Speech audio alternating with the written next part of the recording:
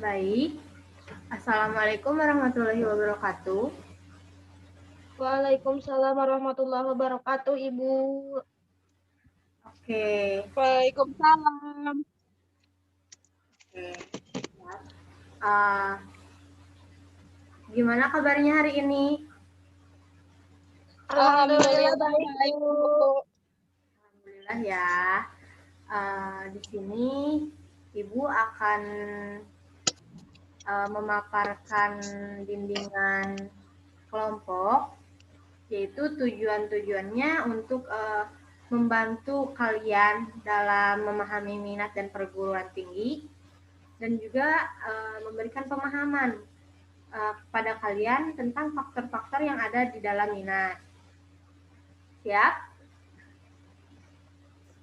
Siap, Bu. Oke.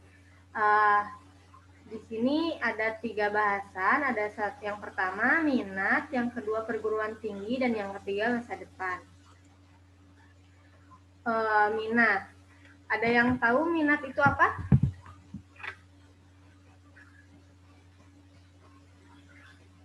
Oke, jika tidak ada, Ibu akan menjelaskan ya.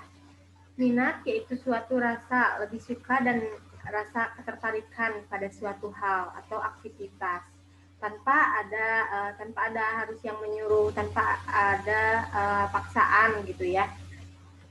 Dengan rasa senang atau ketertarikan pada objek tertentu. Nah, misalnya ketika kalian merasa senang terhadap materi atau terhadap pelajaran matematika. Nah, berarti kalian itu minat terhadap matematika tetapi tidak minat terhadap misalkan biologi gitu ya. Jadi tidak ada daya tarik untuk kepada biologi, kepada mata pelajaran biologi gitu.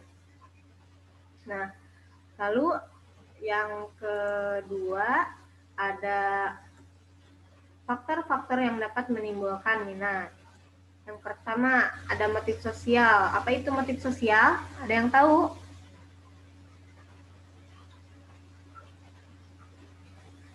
Oke, Ibu akan menjelaskan.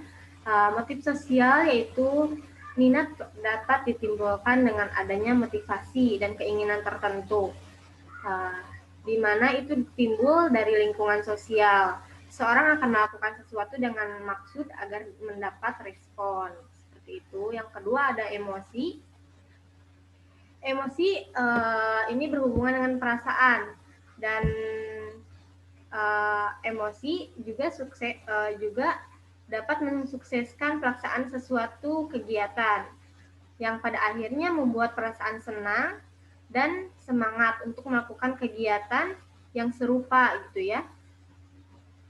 Sebaliknya, kegagalan akan menurunkan minat atau malah sebaliknya menambah minat. Seperti itu. Dan yang ketiga ada lingkungan. Faktor lingkungan ini faktor yang dapat memunculkan minat, di mana berasal dari keadaan sekitar seperti lingkungan sekolah, lingkungan keluarga, seperti itu. Lalu ada faktor yang dapat menurunkan minat.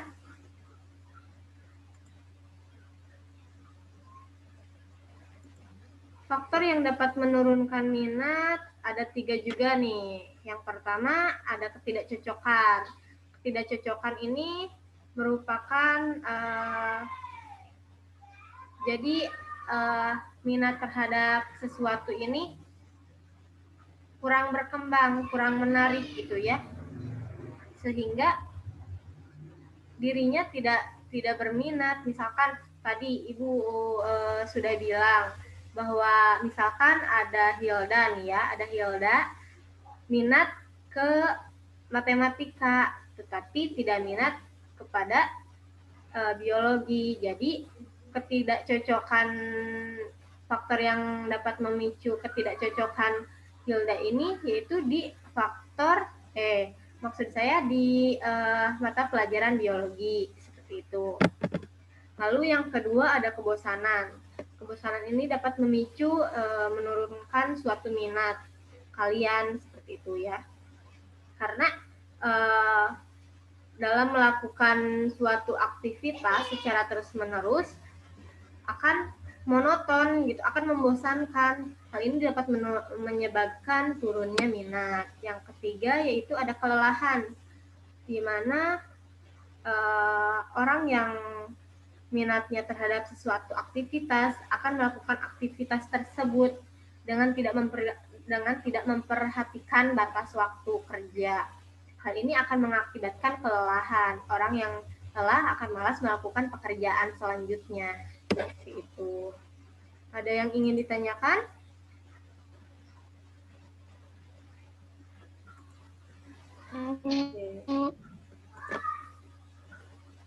Oke, baik. Tidak ada ya. Lalu bahasan yang kedua yaitu perguruan tinggi. Perguruan tinggi ini merupakan kelanjutan dari pendidikan menengah, dari pendidikan yang sekarang kalian duduki gitu ya. Mohon maaf di sini berisik karena ada anak-anak lain. Lalu apa sih itu perguruan tinggi? Perguruan tinggi merupakan satuan pendidikan, penyelenggara pendidikan tinggi yang satu level di atas kalian sekarang gitu. Jadi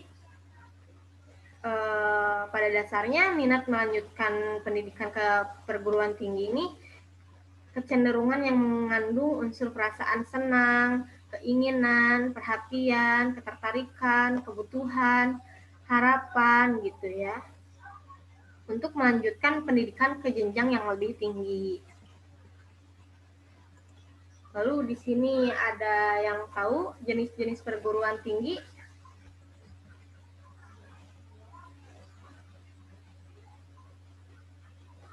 Oke. Tidak, Ibu. Oke, boleh, silakan. Tidak tahu, Ibu. Oke, tidak tahu ya. Mohon maaf, tidak terdengar karena di sini berisik. Oke, perguruan tinggi ini ada dua, yaitu perguruan tinggi negeri dan perguruan tinggi swasta.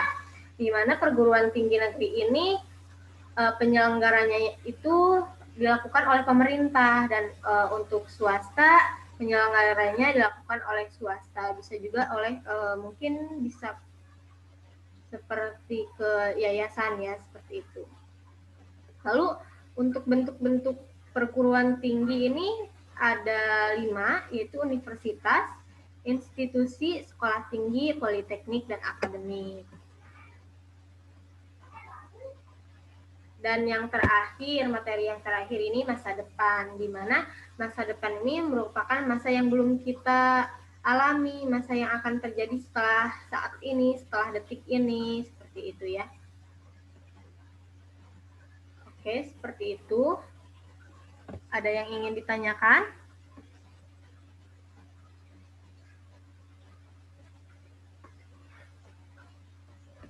Sepertinya tidak ada yang ingin ditanyakan ya.